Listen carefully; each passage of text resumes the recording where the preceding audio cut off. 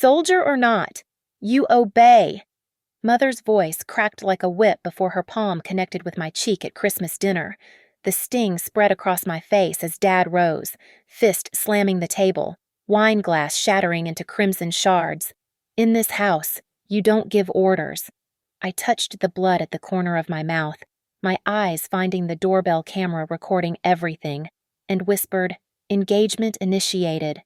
22 years of military discipline hadn't prepared me for war at my parents' dinner table. My name is Captain Avery Locke, and at 0800 hours this morning, my sister dismantled my career with the precision of a drone strike. The Operations Readiness Review Room at Falcon Ridge Garrison smelled like burnt coffee and electronic dust.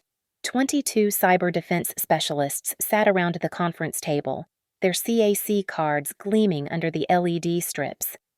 I'd built this unit from nothing, recruited each operator, debugged every system, fought for every dollar in our budget. 3 years of 18-hour days, missed holidays, relationships sacrificed on the altar of national security. Colonel Marissa Kincaid, my older sister, newly promoted, temporary commanding officer while our CO recovered from surgery, entered without greeting.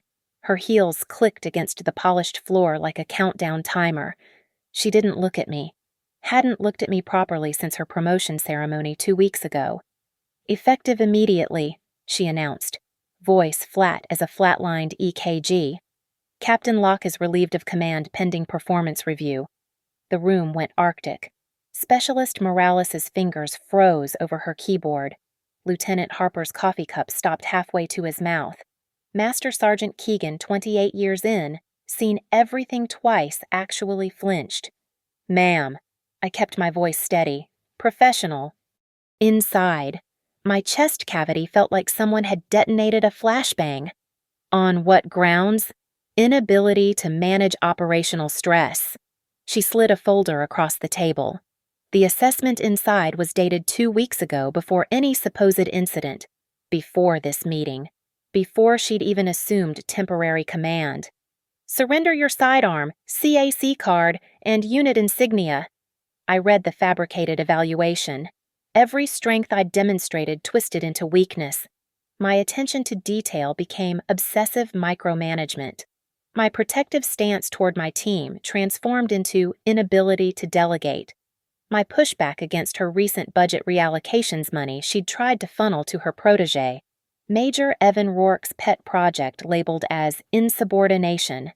The Beretta felt heavier than usual as I unholstered it, placed it on the table.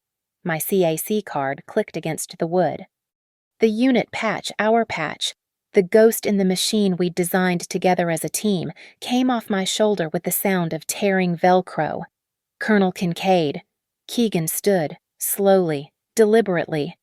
"Permission to speak freely." "Denied." She didn't even turn his way. "Anyone who questions this decision can join Captain Locke in administrative review." That's when it happened. The thing that would haunt Marissa through every fitness report, every promotion board, every whispered conversation in the officers' club. Harper stood first, then Morales, then Chen from Network Ops, Rodriguez from Threat Assessment, Williams from Incident Response. One by one, without a word, without a salute, 22 soldiers rose from their chairs and followed me toward the door. Not a single hoo-ah, not one regulation farewell, just the squeak of chairs pushing back and the shuffle of boots on tile. The most elegant mutiny in garrison history, perfectly legal, absolutely devastating. They couldn't be charged for walking out of a meeting. They couldn't be court-martialed for silence. Marissa's jaw tightened. She hadn't expected this. She'd expected me to rage, to give her ammunition for a genuine removal, or to fold, to accept the humiliation quietly. She hadn't anticipated loyalty running deeper than rank. "Anyone who walks out that door," she began. "Will what?" Keegan turned at the threshold. "Be relieved for supporting their CO. You've already played that card. Colonel." As I reached for the door handle, I saw our reflection in the glass panel, 23 people in ACUs, standing against one, the arithmetic of power versus principle. "This isn't over," Marissa said, quiet enough that only I could hear. I met her eyes for the first time that morning. Same hazel as mine. Same stubborn set to the jaw we'd both inherited from Dad. But where I saw family, she saw obstacle. Where I built teams, she built hierarchies. No, I agreed, pulling open the door. It's just beginning. The drive from Falcon Ridge to Maple Hollow took 3 hours, but muscle memory could have navigated it blind. Same exit off I-74, same cracked asphalt on Birchwood Avenue, same crooked stop sign Dad always said the county should fix. My childhood home squatted on Elmhurst Drive like a brick toad, imposing, immovable, watching everything with dark window eyes. I parked behind Dad's restored Chevy, the one he'd rebuilt after retiring as Master Sergeant. 28 years of service, 14 deployments, and he still organized the garage like an armory. Every tool had its place, every screw sorted by size. Order above all. The front door opened before I could knock. Mom stood there in her Christmas apron, the one with embroidered holly that she'd worn every December for 30 years. Her smile was rehearsed, the kind she deployed for Navy Wives Club meetings and church socials. "Avery, we weren't expecting you until tomorrow." Plans changed. I stepped inside, and the smell hit me potpourri and pine sol, the exact combination that made my shoulders tense even now. The living room hadn't changed since 1995. Same plastic-covered sofa, same coffee table you couldn't put coffee on, same photos marching across the mantel in order of achievement. There was Marissa's West Point graduation, centered and framed in gold. Her promotion ceremonies lined up like trophies. Then, relegated to the edge, my single photo basic training graduation, silver frame, slightly tarnished. "Your father's in his study," Mom said, which meant the converted bedroom where he'd recreated a military office, complete with challenge coins and a desk you could bounce a quarter off. "I'll let him know you're here." While she disappeared down the hall, I studied the wall of family photos. Every Christmas, every Easter, every 4th of July, arranged in perfect chronological order. You could track Marissa's rise and my lateral moves through the progression of uniforms. In the early photos, we stood together, shoulders touching. By the recent ones, a careful gap had opened between us, wide enough for disappointment to nestle in. "Captain," Dad's voice boomed from the doorway. He never called me by my first name anymore, not since I'd commissioned. "Heard there was some trouble at Garrison? News travels fast." Colonel Kincaid called. He said it like discussing weather, but his jaw muscle ticked the tell from my childhood that meant incoming fire. "Said you staged an insurrection. I walked out of a meeting. With your entire unit. They made their own choices." He crossed to his recliner, his command post in this domestic theater, and sat with the deliberation of a judge taking the bench. "In this house, in the service, in life, there's chain of command. You broke it." She fabricated my evaluation. Dated it before she even had authority. "She's your superior officer." "She's corrupt." The word hung in the air like cordite. Mom materialized with coffee 3 cups on a tray, sugar and cream in matching containers, napkins folded into perfect triangles. The same ritual since I was 12, watching them discuss my latest transgression. "Too loud, too stubborn, too much like your father," Mom would say, which was never a compliment. "Your sister," Mom said, settling into her chair, "has worked very hard to get where she is." "On whose backs?" I set my coffee down untouched. The cup clicked against the coaster. You always used a coaster in this house. "Do you know she's been siphoning funds from cyber defense to Rourke's signals unit, that she's been accessing my files without authorization?" "Allegations," Dad said. "I have logs, timestamps, digital signatures. From computers you no longer have access to," Mom pointed out, voice sweet as arsenic. "Which could be seen as unauthorized access itself." There, it was the invisible noose that had been around my neck since birth. Marissa could do no wrong because Marissa played by their rules. Not the Army's rules or legal rules, but the family rules: appearance over truth, hierarchy over justice, silence over conflict. "Sunday dinner," Mom continued, as if we'd been discussing grocery lists. 6 o'clock sharp. Extended family will be here. Some neighbors. Your sister will be joining us. Of course. We'll need to present a united front. United in what? In being a family? Dad's tone carried the same weight it had when I was 8, and questioning why I had to apologize for Marissa breaking my toys. Whatever happens at Garrison stays at Garrison. Here, we maintain standards. Standards. Their favorite word. It meant smile when you're bleeding, salute when you're betrayed, and never, ever break ranks, even when the ranks are corrupt. I should go, I said, standing. Your room's made up, Mom offered, but we both knew I wouldn't stay. Hadn't stayed since I was 18. Bags packed the morning after graduation. As I reached the door, Dad called out, Captain, Sunday dinner is not a request. I turned back, saw them sitting in their matching chairs like a promotion board I'd already failed. Everything's a request when you're a civilian. Dad, you're not a civilian yet. No, I agreed, hand on the doorknob. But after Sunday, we'll all know exactly what we are. My burner phone buzzed at 11:43 p.m. Hampton Inn's bedsheets felt like sandpaper against my skin as I reached for it. 3 messages, all encrypted. Captain, check your secure drop. Harper. The laptop booted in 17 seconds. I'd stripped it down to essentials, running a Linux distro that left no traces. The secure server Harper had set up months ago for whistleblower protection now served a different purpose. File after file populated my screen, each one a breadcrumb in Marissa's digital trail. Jesus Christ, I whispered, scrolling through the system logs. Her CAC card login at 0200 hours. December 10th, accessing my unit's classified server while I was in D.C. for the security conference. Rourke's login 3 minutes later.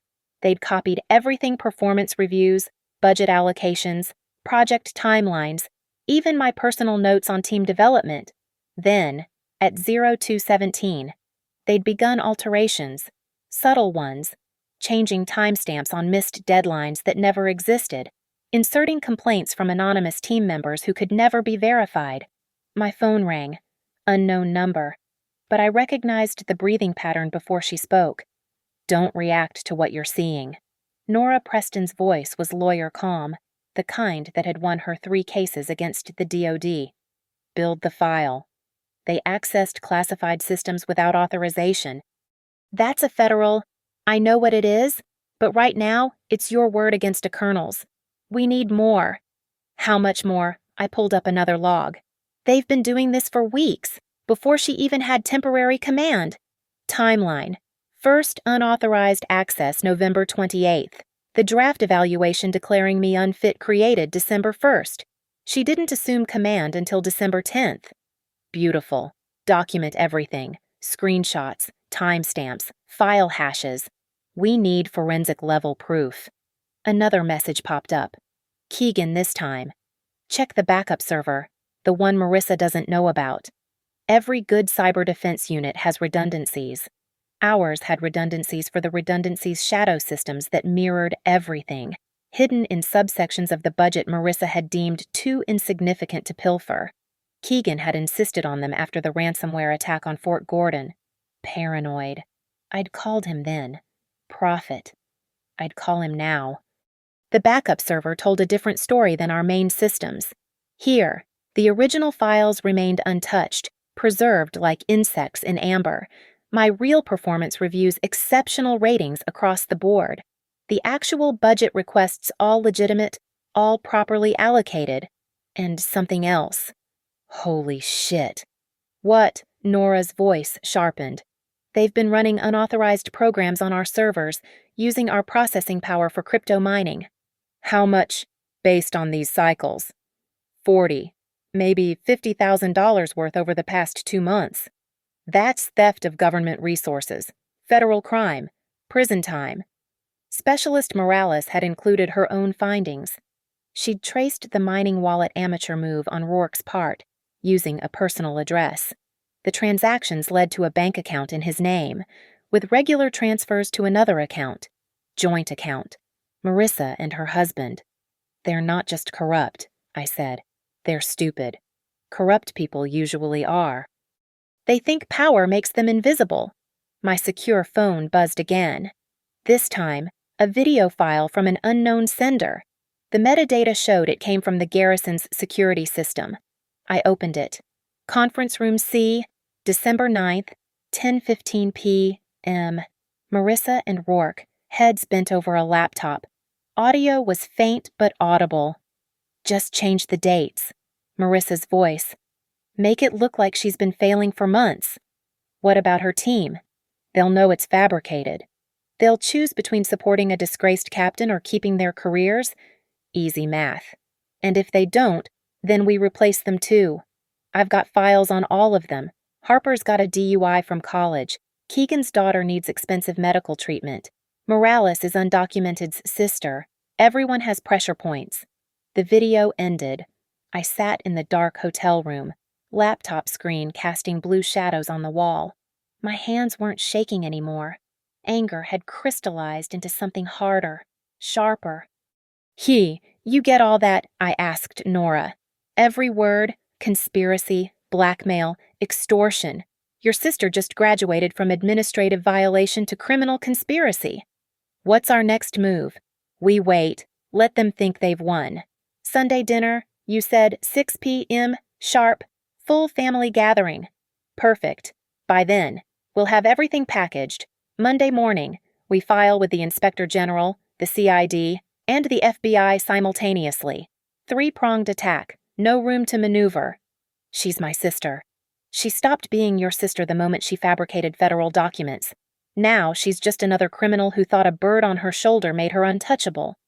After Nora hung up, I sat in the darkness, organizing files, building chains of evidence, each document copied in triplicate, uploaded to secure clouds, backed up on drives I'd scatter like landmines.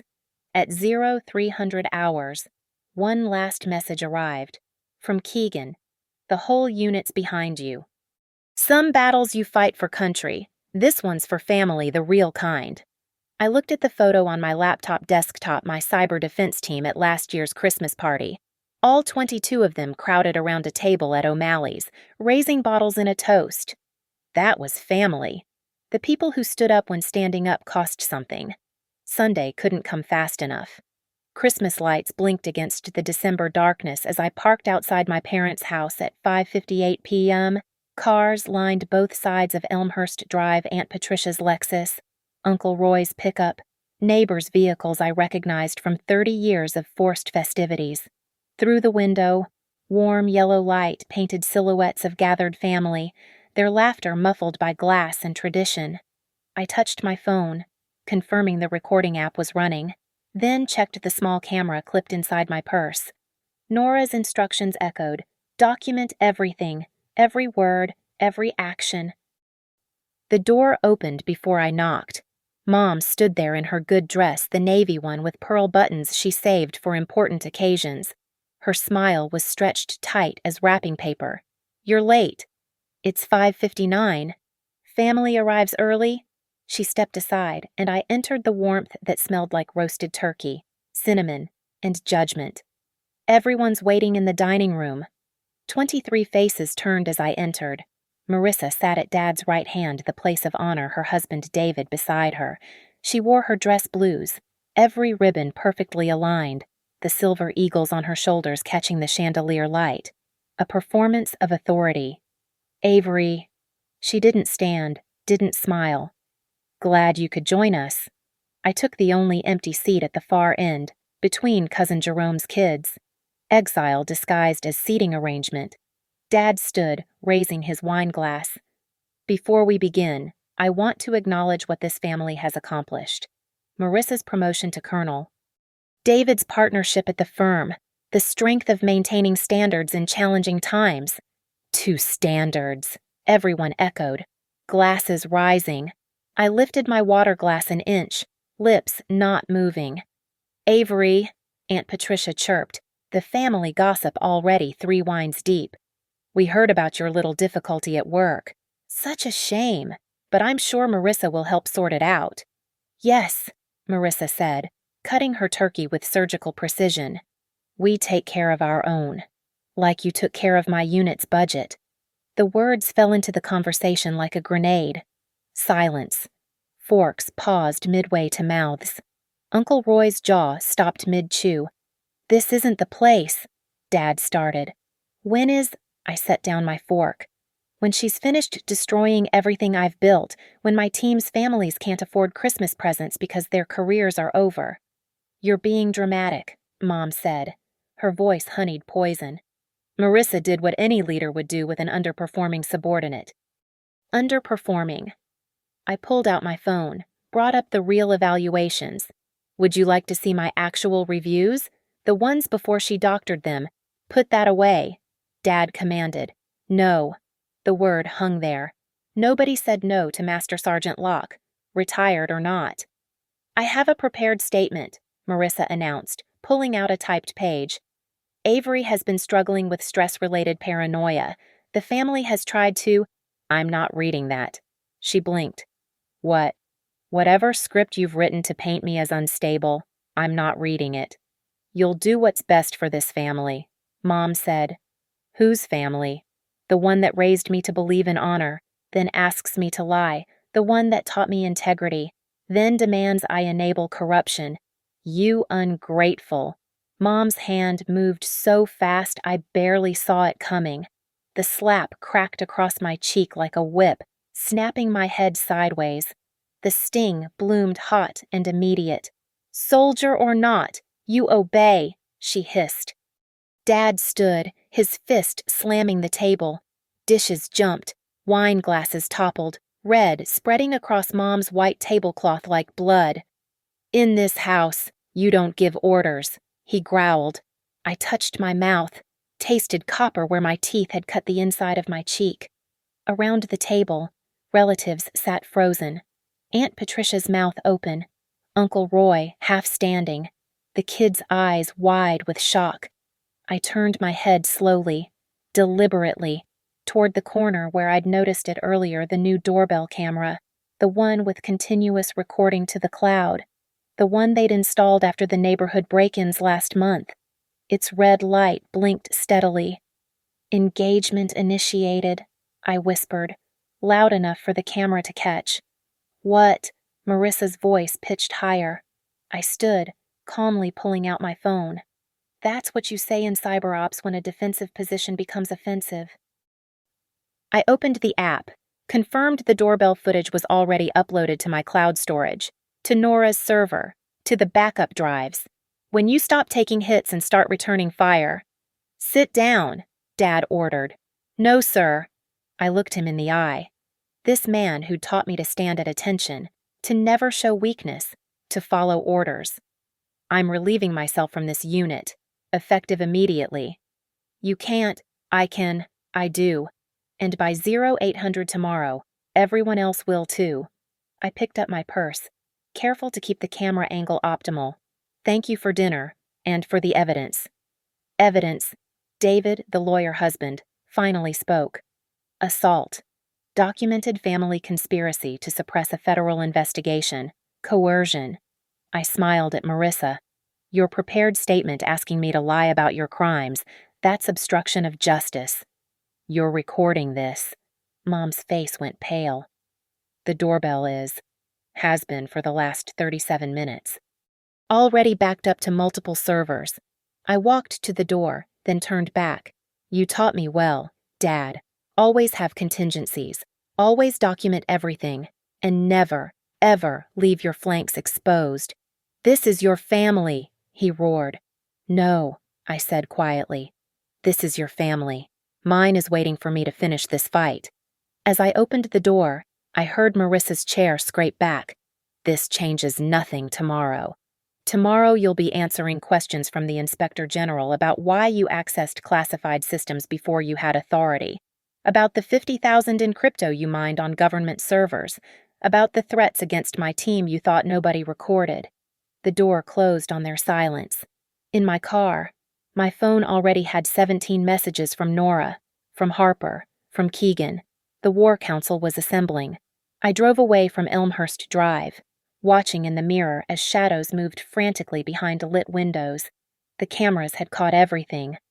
Every word, every blow, every moment they'd chosen power over family. My cheek still burned, but I smiled anyway. Engagement initiated, indeed.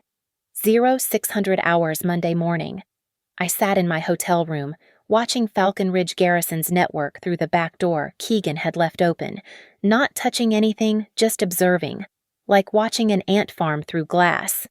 At 0615, the first domino fell. System alerts cascaded across my screen. The Garrison's entire communication network stuttered, hiccuped, then crashed. Email servers down, file shares inaccessible. Even the internal phone system went dark. But this wasn't my doing. I watched the logs scroll by, recognizing the pattern immediately. Amateur hour, I muttered, screenshotting everything.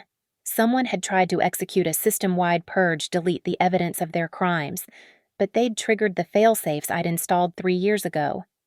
Instead of deleting files, the system locked down, preserved everything, and sent automated alerts to Fort Campbell's infrastructure security team. My phone buzzed. Harper. You seeing this, Captain? Every beautiful second. Who authorized the override? 3 guesses. The authorization codes were like signatures, Marissa's digital fingerprints all over the commands. She'd used her new credentials to attempt a complete data wipe at 0545. Rourke's login followed 3 minutes later, trying to force through what she'd failed to accomplish.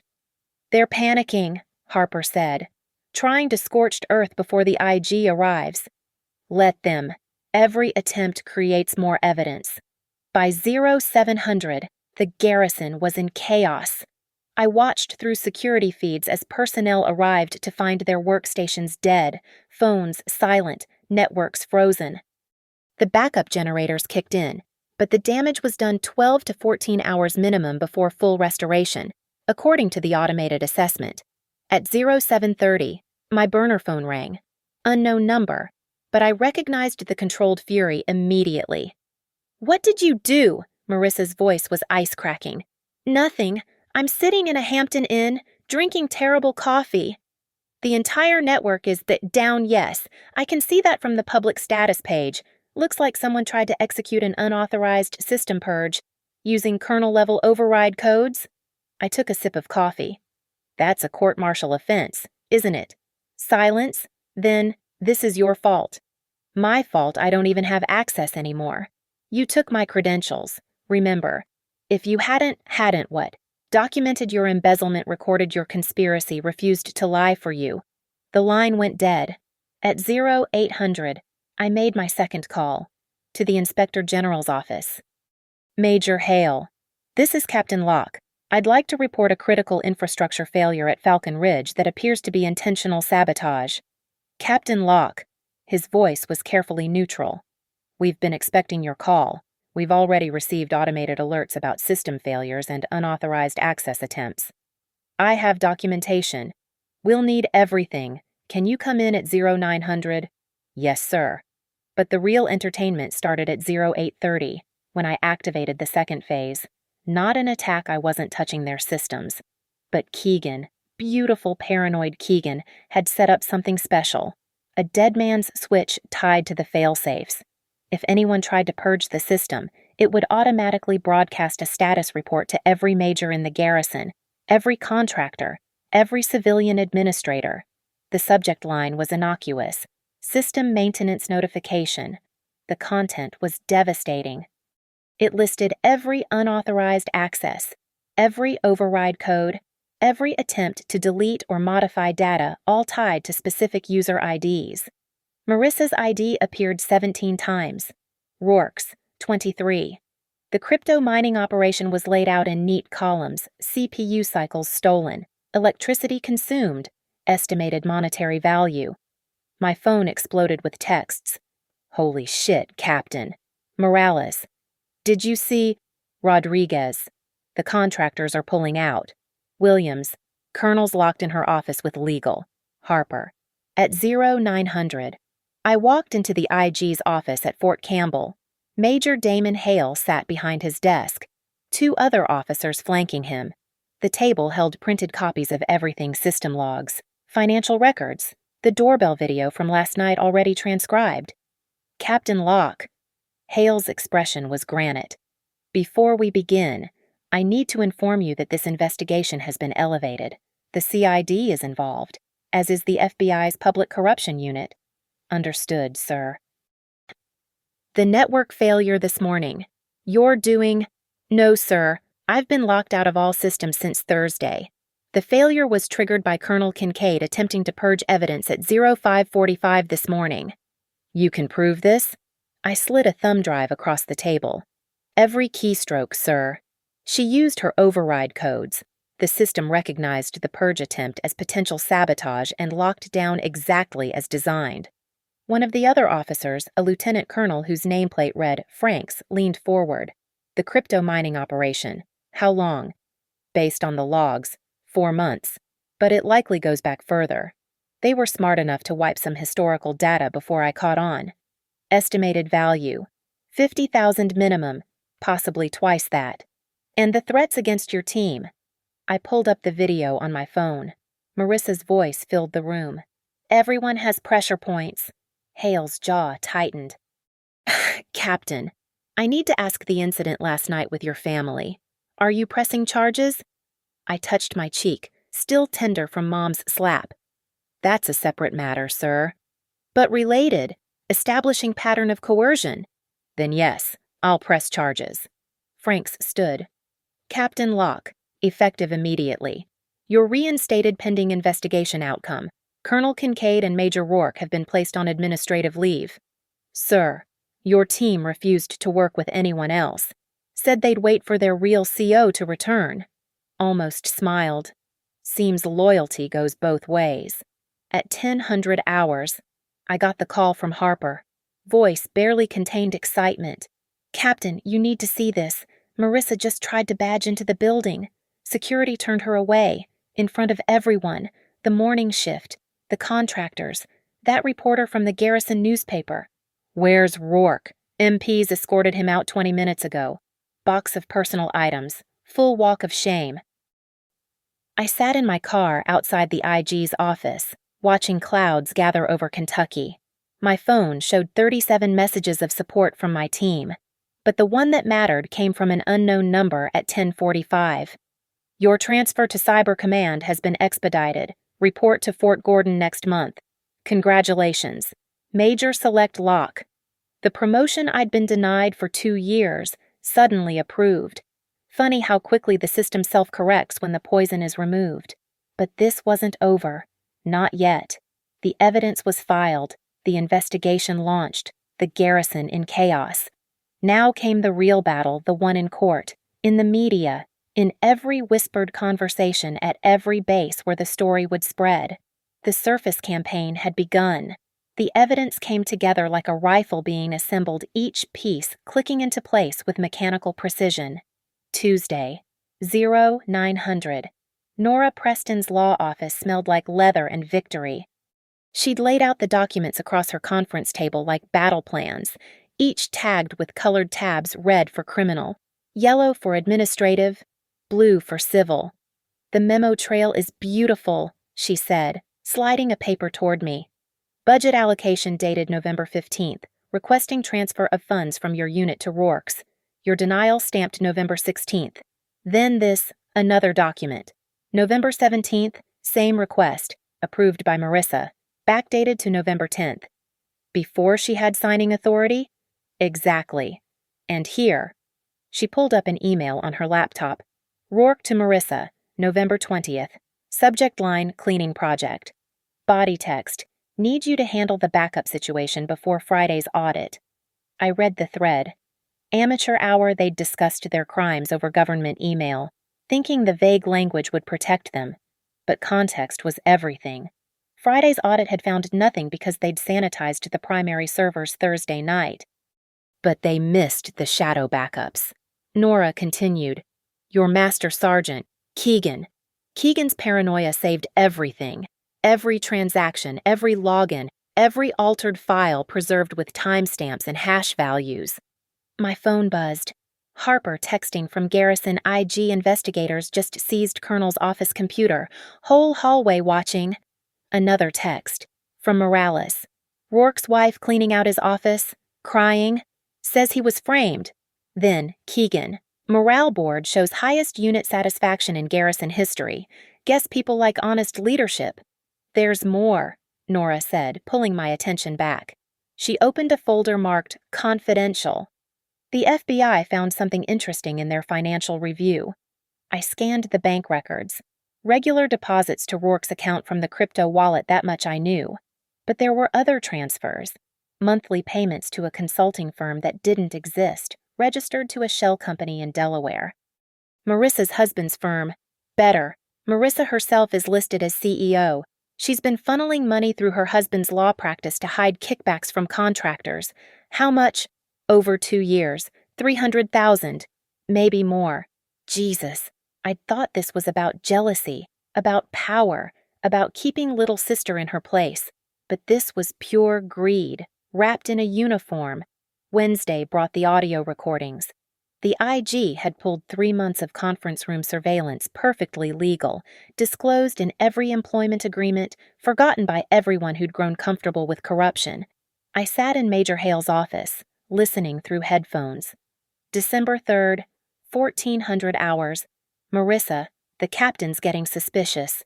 Rourke, so we accelerate the timeline. Marissa, I need her gone before the January audit. Rourke, the evaluation's ready. Just needs your signature. Marissa, date it for November. Make it look like a pattern. December 7th, 900 hours. Rourke, what about her team? They won't accept this. Marissa, they'll fall in line or fall out. Start files on all of them. Rourke, that's 22 careers. Marissa, that's 22 examples. Fear is more efficient than loyalty. December 9th, 2200 hours the video I'd already seen. But the audio was clearer here. Marissa, run the override Friday night. I'll handle my sister. Rourke, and if she fights back, Marissa? She won't. She never has. Not against family.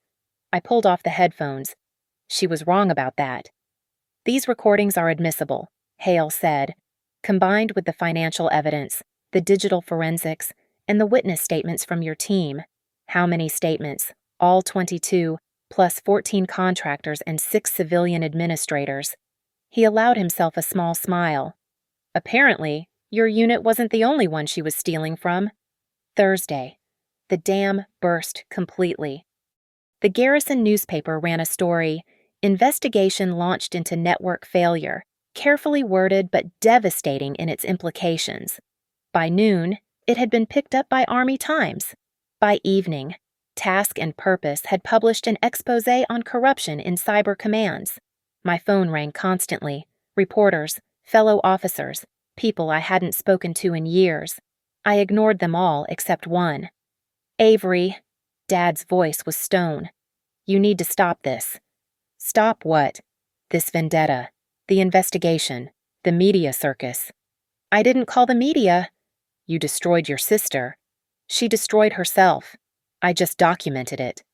The family name is already ruined, has been since you raised one daughter to be a criminal and taught the other to enable it. Silence. Then, your mother wants to speak with you. No, she's your mother. She assaulted me, on camera, while trying to coerce me into covering up federal crimes. That's not... Dad, I have to go. My lawyer's calling. It was true. Nora was calling with the final piece.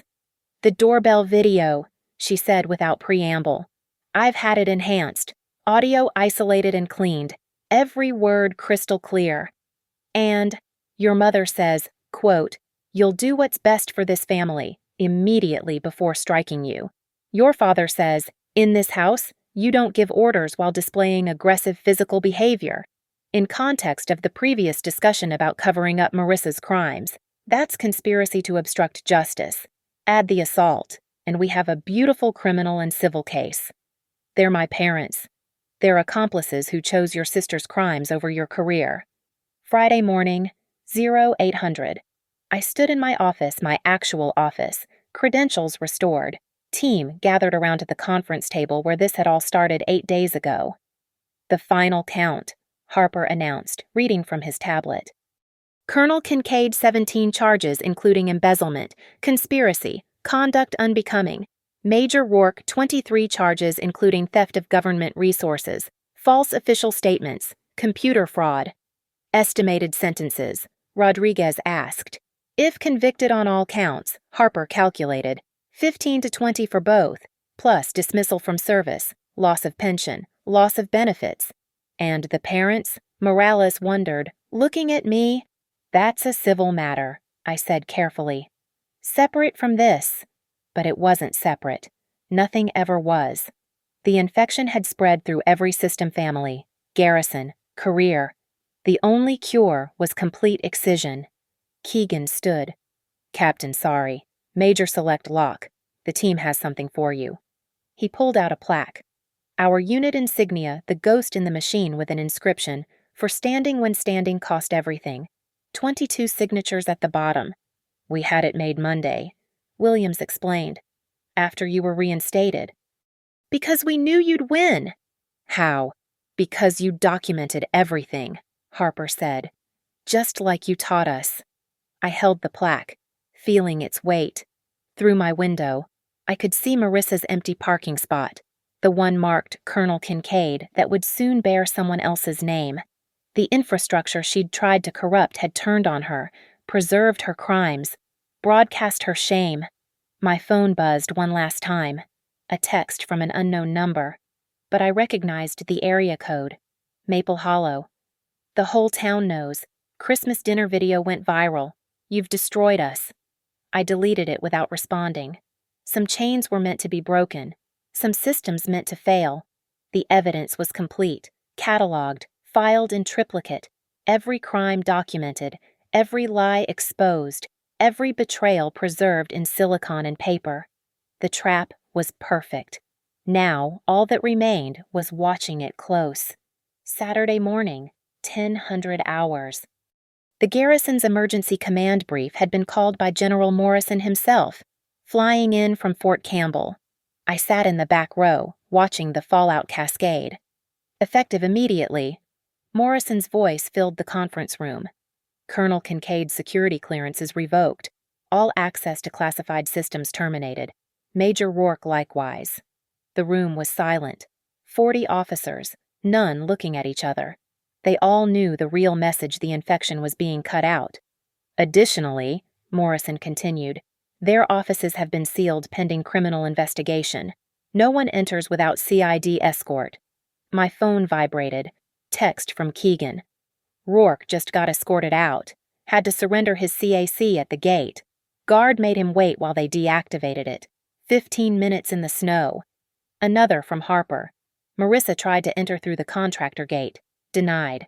Security has her photo at all checkpoints. Morrison wasn't done. I want every financial transaction from the past 2 years audited. Every system access logged and reviewed. Every decision Colonel Kincaid made scrutinized. His eyes swept the room, stopping on me. Major Select Lock will oversee the cybersecurity review. After the briefing, I walked to what had been Marissa's office. Yellow CID tape crossed the door. Through the glass, I could see her desk still perfectly organized, challenge coins lined up like soldiers, photos of her promotions on the wall, the empire she'd built, now a crime scene. My phone rang. Dad. Your mother's in the hospital. I stopped walking. What happened? Stress-induced cardiac event. After the neighbors saw the video. Is she stable? But Avery, you need to come home, make this right. Make what right? Tell everyone she didn't hit me, that you didn't threaten me, that Marissa isn't a criminal. Fix this? I can't fix what I didn't break. You sent that video to the whole town. I didn't send anything. It auto-uploaded to the cloud. Someone else must have shared it. That someone was probably Cousin Jerome, who'd been live-tweeting the Christmas dinner disaster. But Dad didn't need to know that. The family is destroyed, he said. No, the family is exposed. There's a difference. I hung up and immediately called Nora. They're escalating emotional manipulation. Hospital admission for Mom. Document it. Save the call log. If they try to claim emotional distress caused by your vindictive actions, we need to show pattern of manipulation. Sunday, 1400 hours. I was reviewing audit logs when Harper knocked. "Ma'am, you need to see this." He handed me a tablet showing the garrison's internal social network, the unofficial one where soldiers actually spoke their minds. Thread after thread about Marissa and Rourke. But more interesting were the private messages people had screenshotted and shared. Marissa to various officers over the past year. "Your performance review depends on your cooperation. I'd hate for your DUI from 10 years ago to surface. Support my initiatives or find another posting." She had dirt on everyone, Harper said. But once people saw her go down, they started sharing. "She's been blackmailing half the garrison." Forward everything to the IG. Monday morning, 0600, I arrived to find my entire unit already assembled, plus another surprise 12 transfers from other units, all requesting placement under my command. "They don't trust their current leadership," Keegan explained.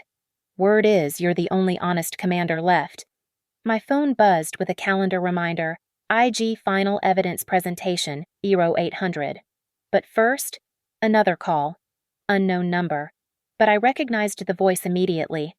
"Captain Locke, Marissa, calling from a civilian phone. I need you to recant your statement." "Excuse me." "Tell them you were mistaken." Stressed. Misinterpreted the data. "You want me to lie? I want you to be loyal. To family. Like you were loyal when you tried to destroy my career.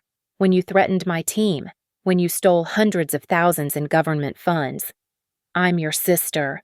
No, you're a criminal who happens to share my DNA. They're talking about federal prison, 15 years minimum. You earned every day of it. Avery, please. I have kids. David's left me, took them to his mother's. Mom's in the hospital. Dad won't speak to anyone. You've destroyed everything." I documented everything. You destroyed it. There's a difference. "What do you want?" "An apology." "You have it. I'm sorry.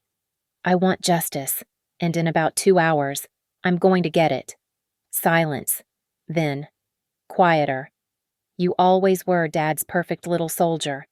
"No, I was just the one who learned the right lessons. Document everything. Trust, but verify. And never leave your 6 exposed to someone who's already shown they'll stab you." "This isn't over." "Yes, Marissa, it is." 0800. The IG's conference room was packed. General Morrison, CID investigators, FBI agents, JAG officers. I presented for 3 hours every document, every recording, every digital fingerprint. At 1100, Major Hale stood. "Based on the evidence presented, we're recommending immediate court-martial for Colonel Kincaid and Major Rourke. Additionally, we're referring the civilian participants to federal prosecutors." "Civilian participants," Morrison asked. "The parents?" Hale clarified, glancing at me. "Video evidence shows clear assault and attempted conspiracy to obstruct justice." My phone lit up with messages from the unit. News just broke on Army Times. Reuters picked it up. CNN's at the main gate. But the one that mattered came at 11:45 from the Sergeant Major of the Army himself. "Outstanding integrity. Major Select Locke. The Army needs more leaders like you." That evening, I stood in my empty office, packing for Fort Gordon. Through the window, I watched the sun set over Falcon Ridge. In the distance, the parking spot marked Colonel Kincaid had already been painted over. Harper knocked. "Ma'am, the unit wanted to know if you're coming to O'Malley's. Farewell drink." "Give me 5 minutes." As I locked my office, my phone rang one last time. Mom's number. "You've killed us," she said without preamble. "The whole town's seen the video. The church, the country club, everyone. We can't show our faces." "Then don't. How can you be so cold?" "I learned from the best. You taught me that in your house." "I don't give orders." "Well, this isn't your house anymore. And I'm done taking them." I hung up, deleted the number, and walked toward the exit where my real family, my unit, was waiting. The chessboard hadn't just flipped. It had shattered, pieces scattered beyond recovery. And tomorrow, at the final briefing, the last move would be played. Tuesday morning, 0900 hours. The final hearing convened in the garrison's main conference room, transformed into a makeshift courtroom. 2 venues, 2 reckonings, playing out like a split-screen film. At Falcon Ridge, the projector displayed evidence with surgical precision system logs cascading like waterfalls, each timestamp a nail in Marissa's coffin. The financial audit showed the theft wasn't $50,000, it was $378,000, stretched across 3 years of methodical greed. Meanwhile, 40 miles away in Maple Hollow, the annual Christmas community gathering was underway at the town hall. My cousin Jerome later told me how it unfolded. Someone's phone chirped, then another, then dozens as the video spread through the crowd like wildfire. The slap echoed through the speakers. My mother's voice, crystal clear. Soldier or not, you obey, back in the conference room. Specialist Franks testified, his voice steady. The override command came at 0214. Colonel Kincaid's authorization code. The system crashed 14 hours and 37 minutes later. The prosecutor pulled up the timeline. Notice the pattern. Every illegal access corresponds with Captain Locke's absences, conferences, training, leave, calculated to avoid detection. In Maple Hollow, the church choir had stopped singing. Jerome said Mom stood frozen as her own voice played from 20 phones the conspiracy, the demands for silence, the sound of her palm against my cheek, Dad beside her, his threat reverberating through the hall. Marissa tried one last defense. This was for operational efficiency. The screen changed. Audio filled the room, her voice from November. Make it look like she's been failing for months. Then December. Everyone has pressure points. Then the coup de grace. A recording from her home phone to Rourke, discovered during the FBI raid. My sister was always the favorite. Time she learned what real power looks like. Personal vendetta confirmed. Not operational, but emotional. General Morrison stood. Colonel Kincaid, the evidence is overwhelming. Embezzlement, conspiracy, conduct unbecoming, assault on the network infrastructure, attempted destruction of evidence. He paused. The board recommends court-martial on all specifications. Marissa's lawyer tried once more. My client's service record is forever tainted by these actions. Morrison cut him off. He turned to me. Major Select Locke, your handling of this situation has been exemplary. The Army apologizes for what you've endured. At that moment, in Maple Hollow, my mother collapsed. Not from illness, Jerome said it was from shame. The weight of 300 neighbors knowing exactly who she was beneath the Sunday smiles and perfect dinners. The FBI agent stood next. Based on evidence provided, we're pursuing federal charges against David Kincaid for money laundering, against Marissa Kincaid for wire fraud and theft of government property, and against Robert and Patricia Locke for assault and conspiracy to obstruct justice. My phone buzzed. A text from Jerome. Your parents just left. No one spoke to them. Not one person. The gavel came down metaphorically, since this was administrative, not judicial, but the sound echoed just the same.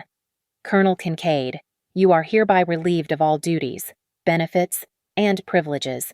Your case is referred for general court-martial. Marissa finally looked at me then. Really looked. No superiority, no condescension. Just the naked recognition of someone who'd played with power and lost everything. 15 years minimum, the JAG officer noted. With the financial crimes, possibly 20. I stood, walked to the table, and placed my old unit patch, the one she'd made me remove, next to the stack of evidence. The ghost in the machine. Triumphant. For the record, I said, my voice carrying through the silent room. I gave you 3 chances to stop. When you first accessed my files. When you threatened my team. When you asked me to lie at dinner. I met her eyes. You chose this path at every turn. The security escort arrived 2 MPs who'd once saluted her, now preparing to lead her away. As they approached, she tried once more. Avery, I'm your sister. No, I said simply. You're just someone who happened to grow up in the same house." The room began to empty. Officers filed out silently, the weight of witnessed justice heavy in the air. Through the window, I saw reporters gathering at the gate, their cameras ready to document the perp walk. My phone rang. Harper. "Ma'am, the unit's assembled. They want to say goodbye before you leave for Gordon." "On my way?" As I walked down the hallway, I passed Marissa being escorted out, hands cuffed in front, uniform stripped of insignia, the eagles that had adorned her shoulders now just empty Velcro. Behind her, Rourke in matching restraints. Outside, snow had begun to fall the first of the season, covering the garrison in pristine white. My unit stood in formation, all 22 plus the 12 transfers, saluting as I approached. 10 Hut. Keegan barked. They saluted. I returned it, then broke protocol and shook each hand. These people who'd stood when standing cost something, who'd chosen integrity over security. As I drove through the garrison gates for the last time, my phone showed the final tally: Marissa arrested, facing 20 years Rourke arrested, facing 15 years parents charged with assault and conspiracy. The investigation substantiated on all counts. My future Fort Gordon Cyber Command, reputation intact. The text from General Morrison arrived as I hit the highway. Promotion ceremony scheduled for January 15th. You've earned those oak leaves. But the last image I carried wasn't of victory. It was of that empty parking space, the painted-over nameplate, the ghost of Colonel Kincaid already fading beneath fresh white paint, evidence that corruption, no matter how deeply rooted, could be extracted. The doorbell camera had captured a slap. The system logs had captured theft. But what really mattered was what they'd revealed: that power without integrity is just tyranny in uniform, and family without loyalty is just shared DNA. I turned off my phone, pointed the car toward Georgia, and didn't look back. Justice doesn't always come wrapped in satisfaction. Sometimes it arrives in the quiet click of handcuffs, the silence of an empty parking space, and the knowledge that you stood when everyone else knelt. The war was over. I'd won, and the victory tasted like metal and snow. Thank you all for listening to this story. I'd love to know where you're listening from. Drop a comment and let's connect. If this story resonated with you, please subscribe to the channel and share your thoughts below. Your support means everything, and I'd love to hear your take on Avery's journey.